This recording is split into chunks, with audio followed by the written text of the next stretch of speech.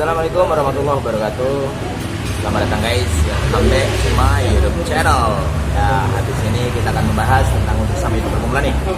Kita akan bahas tentang cara mencari 1000 subscriber dalam satu hari.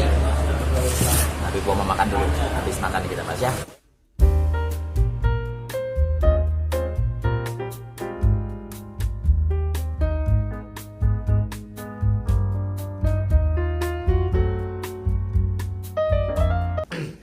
Oke guys, saya udah habis makan, ya udah ganti baju. Jadi seperti yang saya janjikan tadi, kita membahas cara mencari 1000 subscriber dalam satu hari.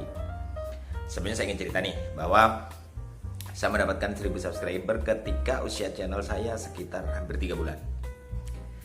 Terus kenapa saya berani bikin video dengan judul mencari 1000 subscriber dalam satu hari? Saya ingin memberitahu teman-teman bahwa ada caranya. Tapi saya yakin kalau teman-teman nonton video ini sampai habis, teman-teman justru tidak mau mendapatkan 1000 subscriber dalam satu hari. Kenapa? Ayo kita kupas. Dari sisi logika ala Mas Awes ya. Oke, jadi gini. Ada dua cara yang ingin saya tawarkan ke teman-teman, tapi cara yang pasti teman-teman tidak mau. Jadi gini. Cara pertama, beli subscriber. Ada banyak tuh aplikasi-aplikasi atau mungkin orang-orang yang jual 1000 subscriber dengan harga sekian ratus ribu bla bla bla bla. Itu banyak sekali di grup Facebook, di grup WhatsApp banyak sekali bertebaran. Itu salah satu cara. Tapi teman-teman pasti tidak mau. Kenapa tidak mau? Bikin channel hancur. Dan lagi hal-hal seperti itu akan membuat channel kita kelihatan banget bahwa ini tidak natural. Dan YouTube tidak sebego itu. Oke. Cara yang kedua, ini lebih natural, tapi teman-teman juga pasti tidak mau. Saya jamin satu hari dapat. Caranya gimana?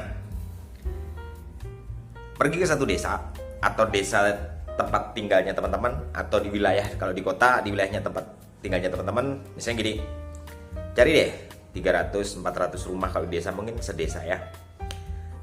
Nyari 10 orang. Nyari teman 10 orang, sebarin tuh. Kalau misalnya di 300 rumah atau 400 rumah, saya yakin ada 1000 HP. Bener gak? Ada 1000 HP. Jadi pinjem tuh satu-satu. Dapat sehari 1000 subscriber. Tapi bikin channel hancur. Oke? Jadi inti video ini sebenarnya saya tidak ingin mengajak teman-teman mencari subscriber secara instan, karena tidak ada yang enak yang instan kecuali mie instan bagi yang suka mie instan. Oke? Jadi gini. Membangun channel itu butuh perjuangan, bro. Bangun channel butuh perjuangan dan juga butuh kewajaran. Butuh kewajaran ya.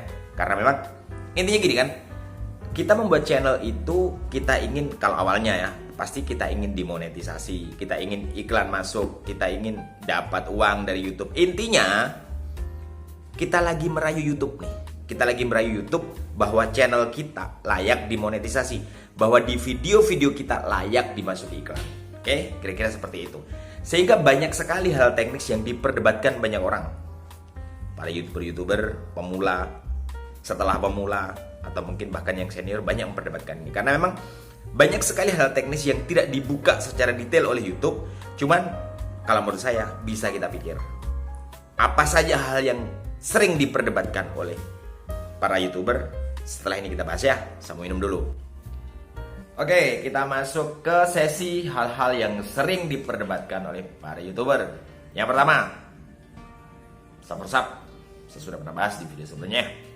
Atau intinya, kita mencari sub sebanyak mungkin sebelum kita mengejar jam tayang. Seperti sama-sama kita tahu, 1000 subscriber, 4000 jam tayang adalah persyaratan peninjauan monetisasi. Oke, sekarang gini, ada yang nanya, sub bagus nggak? Bisa nggak dimonetisasi? Jawaban saya adalah, tolong teman-teman, kalau menurut teman-teman salah boleh dikoreksi secara bijak di kolom komentar ya. Jadi gini, secara matematis bisa dimonetisasi, secara matematis ya. Tetapi seberapa bagus channel kita di mata YouTube, kita bisa pikir pakai logika. Oke, yang pertama tentang angka ideal. YouTube sebagai calon majikan kita memberikan angka 1000 subscriber, 4000 jam tayang. It means ketika Anda sudah dapat 1000 subscriber, harusnya Anda dapat 4000 jam tayang. Ya, nggak terlalu jauh dari itulah. Menjadi aneh di mata YouTube tentu saja ketika misalnya subscriber udah 1000, jam tayang baru 10 jam, 20 jam. Bener gak? Secara logika bener gak? Artinya 1000 subscriber 4000 jam adalah angka ideal yang seharusnya kita capai. Kalau 1000 subscriber 3000 jam oke lah. Kalau 1000 subscriber 100 jam atau bahkan di bawah itu kan menjadi lucu ya. Itu dari sisi logika. Ada lagi logika seperti ini. Ini udah beberapa kali saya bahas, tapi masih banyak juga yang nanya, termasuk lewat Japri WhatsApp. Jadi gini, misalnya nih, tolong dengarkan baik-baik ya. Ketika kita melempar video kita di Sub for Sub, komunitas Sub for Sub atau ke teman-teman untuk Sub for Sub. Gini, saya mikir. Anda punya video dengan durasi let's say 15 menit misalnya atau 20 menit. Oke, kita ambil deh 15 menit. Bahasa standar di komunitas Sub for Sub adalah, bro, view 2 menit baru sub. Oke, saya aja Anda mikir ya. Anda dapat 1000 orang melakukan itu, semuanya amanah. Jadi 1000-1000-nya nge-view 2 menit baru di sub seperti petunjuk. Apa yang terjadi? 1, secara matematika Anda dapat 1000 subscriber. 2, Anda dapat 2000 menit jam tayang. Bukan 2000 jam ya, 2000 menit. Yang ketiga, ini yang banyak orang gak pikir nih. 1000 orang masuk ke video Anda dengan durasi 15 menit, tetapi 1000-1000-nya keluar setelah 2 menit. Apa artinya? Ayo nongkrong di depan bioskop. Ya, nongkrong di depan, gak masuk kita. Kita duduk depan bioskop. Kita lihat orang yang masuk. Ada 1000 orang yang masuk. Apa yang ada di pikiran kita? Filmnya bagus. Oke? Kemudian durasi film 2 jam. Kita nunggu nih. 1000 orang masuk, tapi 10 menit orang pada keluar. Apa yang ada di pikiran kita? Filmnya jelek. Bener gak? Sekali lagi, YouTube tidak sebego itu bro. Oke? Ada namanya, kalau di YouTube Analytics ada namanya retensi. Rataan, persentase, waktu yang dihabiskan viewer di video kita. Apakah itu penting? Secara matematis mungkin tidak, tetapi secara penilaian jelas iya. Masa iya video 15 menit kemudian ditonton orang 2 menit walaupun ribuan orang sekalipun? Intinya gini bro, kita ingin meyakinkan YouTube kita layak dimonetisasi. Apa yang membuat YouTube menilai kita layak? Video kita bagus. Gimana ceritanya kita meyakinkan YouTube video kita bagus kalau video 15 menit 1000 orang nonton pada 2 menit? Bener gak? Oke, itu bisa dilogikakan. Ada yang nanya gini, Bang, emang kalau misalnya kita nge-view videonya orang, satu HP banyak akun, bisa nggak? Ini sangat diperdebatkan oleh para YouTuber. Cuman, kalau saya gini bro, 1, kita capek-capek bangun channel. Yang kedua, semua potensi bahaya kita hindari. Semua potensi bahaya kita hindari. Sebenarnya ada satu cara yang paling sederhana untuk mengukur potensi bahaya bagi video kita. Termasuk ketika kita masuk komunitas. Nanti di sesi habis ini kita bahas komunitas ya. Sekarang, untuk mendeteksi apa-apa yang membahayakan video kita sebenarnya gampang sekali. Caranya gini. Kita memposisikan diri sebagai viewer normal. Sekali lagi ya, catat. Kita memposisikan diri sebagai viewer normal, kemudian kita pikir ini normal nggak? Contoh, paling gampang nih. Normal nggak orang nonton video 2 menit, 3 menit langsung sub? Tertarik untuk menjadi subscriber? Tidak normal. Gua aja nonton banyak video, misalnya video bola, kayak video film, video musik. Kadang menghabiskan waktu 1 jam di channel tersebut, belum tentu tertarik mencet tombol subscribe. Gimana ceritanya? Orang masuk ke channel Anda hanya nonton 2 menit, kemudian tergerak hatinya untuk memencet tombol subscribe. Gak masuk akal kan? Gak masuk akal. Kemudian yang kedua tadi, misalnya di komunitas nih, boleh nggak satu HP diisi 10 akun? Kalau cuma diisi boleh. Masuk akal nggak? Coba dipikir, di mana ada manusia yang rela membuat 10 akun di satu HP hanya demi nonton YouTube? Tidak masuk akal. Oke, itu tadi. Sub for Sub dengan durasi yang tidak masuk akal kalau orang mau subscribe channel kita hanya dengan nonton 2 menit kemudian tertarik untuk memencet tombol subscribe. Gak masuk akal banget. kemudian kita nonton videonya orang, katakanlah di komunitas, satu HP banyak akun, nggak wajar. Jadi sekali lagi patokannya gampang, viewer normal. Jadi menjadi masuk akal ketika YouTube memberikan angka ideal 1000 subscriber, 4000 jam tayang. Setiap kali secara matematis ya, setiap kali kita mendapat tambahan 1 subscriber, kita mendapat tambahan waktu tonton atau jam tayang sekitar 4 jam. Gampangnya seperti itu. Nah, banyak nih bertebaran komunitas-komunitas YouTube, grup Facebook, grup WhatsApp, grup Telegram. Kita bahas apa gunanya komunitas. Setelah ini, saya minum lagi, oke? Oke bro, kali ini kita membahas komunitas. Apa gunanya komunitas? Bolehkah sebuah komunitas? Jadi gini, kembali lagi dari sisi logika, analogi, karena channel ini memang channel logika. Jadi gini, rasanya mustahil sebagus apapun video Anda, orang mau nonton kalau orang tidak tahu Anda punya channel. Kalau orang tidak tahu ada video itu, gimana mau dicari di YouTube ketemu? Kalau ketika orang mengetikkan sebuah keyword kemudian video Anda tidak muncul, gimana mau ketemu? Ya. Jadi komunitas itu sah-sah saja untuk mempromosikan video kita. Contoh gini, saya kasih analogi ya. Anda barusan bikin sebuah warung makan. Oke. Untuk langkah awal, apalagi warung makan kita baru, kemudian warung makan kita tidak di pinggir jalan. Ini ceritanya kalau kita bandingkan dengan beranda ya. Jadi kalau di YouTube itu kan ada video-video yang muncul di berandanya orang, video-video yang muncul ketika orang cari, muncul di peringkat-peringkat atas. Video kita yang baru kita bikin jauh di bawah, gimana orang tahu? Nggak mungkin kan? Oke.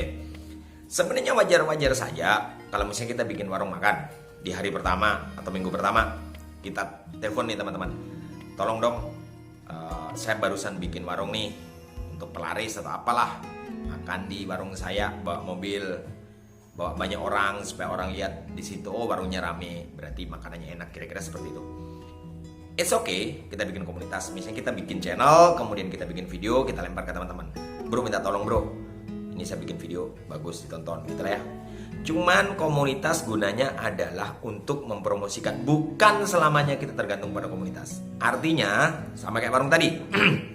Nggak masalah ketika kita buka warung makan, kita minta tolong teman-teman untuk membuat warung kita supaya kelihatan rame. Tapi nggak mungkin dong selamanya seperti itu. Pada akhirnya warung kita harus mempertanggungjawabkan banyak hal. Cita rasa, kemudian pelayanan, kemudian harga yang kompetitif misalnya, menu yang variatif, hal-hal seperti itu. Sama. Tidak masalah ketika kita mencari komunitas supaya memperkenalkan, bro minta tolong ditonton, yang wajar lah. Toh video saya juga bagus misalnya gitu, kemudian nanti minta tolong di subscribe. Tapi dengan durasi yang wajar. Tapi tidak mungkin dong setiap kita nonton video, katakanlah Anda punya perkumpulan let's say 200 orang, grup apa gitu ya. Tidak mungkin juga setiap kali kita ngelempar video terus kemudian kita minta tolong teman-teman kita yang nonton semua. Tidak mungkin. Pada akhirnya kualitas video kita, kualitas konten kita, sisi edukatif, sisi hiburan di dalam video kita, itu yang akan menjual dirinya. Jadi komunitas it's okay. Yang penting, ini yang penting ya, komunitasnya sehat. Yang nggak sehat yang gimana? Ya tadi itu perilaku dari menyelisihi perilaku viewer normal. Orang nonton 2 menit sub, ada yang nggak nonton kok bisa sub, gimana ceritanya? Sehingga banyak sekali, coba cari kalau nggak percaya, banyak sekali di grup Facebook, angka-angka, ini gampang sekali ya, angka-angka yang jomplang kalau dalam bahasa Jawa, atau tidak imbang. Subscribernya 5.000, jam tayangnya baru 200. Kemudian ada orang yang sudah monet, secara matematis memang bisa dimonet, tapi kemudian dijual murah, nggak cocok dengan capeknya bikin channel, karena terjebak dalam komunitas yang tidak sehat. Dulu, terus terang, dulu ya, ketika saya 3.000 jam tayang, kemudian subscriber udah naik terlalu jauh, ketika saya mungkin minta tolong 1-2 orang ke teman-teman, saya ada video nih, tolong ditonton, bagus kok isinya gitu. Tapi minta tolong, saya justru minta tolong sesuatu yang sebaliknya, yang tidak dilakukan di komunitas Saposhop. Justru saya minta tolong, bagus ini videonya, tapi minta tolong gak usah di-sub. Karena apa? Saya ingin menjaga ritme antara subscriber dengan jam tayang supaya tidak jomplang. Oke, dapat ya? Jadi komunitas gunanya seperti itu bro. Jadi tidak apa-apa, it's okay kita bikin komunitas supaya paling tidak dengan semakin banyak orang nonton video kita, kemungkinan video kita akan muncul ketika dicari orang itu lebih besar. kita promosi ke YouTube. Tapi sekali lagi, komunitas gunanya untuk menyokong itu, bukan kita hidup dari komunitas, bukan video kita melulu ditonton oleh komunitas. Karena komunitas cuma gunanya seperti itu, sama kayak warung tadi ya. Nggak mungkin dong kita selamanya bikin warung makan terus yang beli cuma teman-teman kita, kan nggak mungkin. Pada akhirnya kita rasa itu yang menentukan. Kemudian varian menu, harga yang kompetitif, pelayanan yang bagus, kemudian sisi higienis, sanitasi dan sebagainya. Oke, jadi sama seperti itu ya. Menjadi YouTuber memang tidak mudah, sama sekali tidak mudah. Ya, bahkan yang udah monet juga pasti juga bingung nih cari konten apa, bagaimana supaya berkualitas, bagaimana supaya layak ditonton orang. Tapi di sisi lain, kalau Anda perhatikan, cari deh di Facebook misalnya, grup YouTuber pemula gitu. Itu membernya ratusan ribu. Saya berhipotesa atau menduga orang-orang yang punya channel angkanya bisa jutaan di Indonesia aja ya, jutaan. Artinya tidak mungkin orang berbondong-bondong berusaha menjadi YouTuber kalau tidak ada sesuatu yang menyajikan. Jelas mungkin, sangat mungkin ada sesuatu yang sangat menyajikan, tetapi di situ juga persaingan luar biasa. Artinya secara sederhana gini bro, kita bikin channel capek-capek, gimana caranya bisa dimonetisasi, gimana caranya bisa berkembang, tapi jangan salah jalan ya. Kan itu tadi repot kalau misalnya kita jatuh di komunitas yang salah, kemudian channel kita jadi kelihatan jelek di mata YouTube, belum lagi kita terlibat dalam ya pertikaian-pertikaian yang nggak banget, misalnya ini kurang ajar katanya sub tapi nggak di sub, bla bla bla bla, seperti itu. Sangat disayangkan. Bikin channel susah, ngabisin energi, ngabisin waktu, ngupload video, ngedit video dan segala macam. Oke, jadi intinya gini, pesan saya satu, teman-teman sesama pemula seperti saya, cari komunitas yang benar. Indikator komunitas yang benar adalah mau diajak berpikir secara logika, tidak ngawur. Ngawur itu ya tadi itu, nonton cuma 2 menit kok sub, nggak nonton kok sub, hanya demi meningkatkan jam tayang, satu HP diisi 100 akun, kemudian nonton masing-masing, aduh, itu sangat membahayakan secara logika ya. Intinya gini, apa yang dilakukan viewer normal itu patokannya bro ya. Kalau orang nggak melakukan itu viewer normal, ya pasti, sekali lagi, YouTube tidak sebego itu bro. YouTube ini platform besar dunia, diisi oleh programmer-programmer jenius yang terpilih dari seluruh dunia ya. Rasanya sulit membayangkan mereka gampang dibegoin oleh orang-orang seperti kita. Gampangnya seperti itu. Jadi bikin channel yang sehat, cari komunitas yang sehat, saling support, bukan saling menghancurkan channel, bukan saling menebar sampah. Supportnya bisa banyak hal, bertukar ide tentang editing, tentang konten, tentang apapun itu. Oke? Jadi cari komunitas yang sehat, mikir. Karena menurut saya gini bro, segala sesuatu yang kita geluti dengan serius, sekali lagi ya, segala sesuatu yang kita geluti dengan serius, maka kita harus berangkat dengan mindset yang benar. Kalau mindset awal aja salah, akan sulit mengembangkan apa yang kita geluti secara serius tadi. Oke? Jadi demikian obrolan singkat ini. Insya Allah kita akan bertemu di video-video Mas AWS berikutnya. Tetap dengan logika, tetap dengan analogi, tetap dengan ngajak Anda berpikir. Karena semuanya bisa dipikir bro. Oke? Ya, insya Allah kita akan bertemu. Jangan lupa, kalau video ini menurut teman-teman bagus, di like, di share ke teman-teman yang lain. Kalau menurut teman-teman bermanfaat, yang belum subscribe silakan subscribe, yang sudah terima kasih. Kalau mau meninggalkan komentar silakan, mau diskusi silakan taruh komentar secara bijak di kolom komentar. Mau diskusi lewat jalur lain, ada nomor WhatsApp saya nih, saya tulis di deskripsi juga ada. Mau bangun komunitas yang sehat, ayo sama-sama membangun channel dengan cara yang sehat. Ayo, bukan saling menghancurkan. Mari kita membangun bangsa Indonesia tercinta lewat jalur YouTube. Insya Allah kita ketemu di next video. Assalamualaikum warahmatullahi wabarakatuh.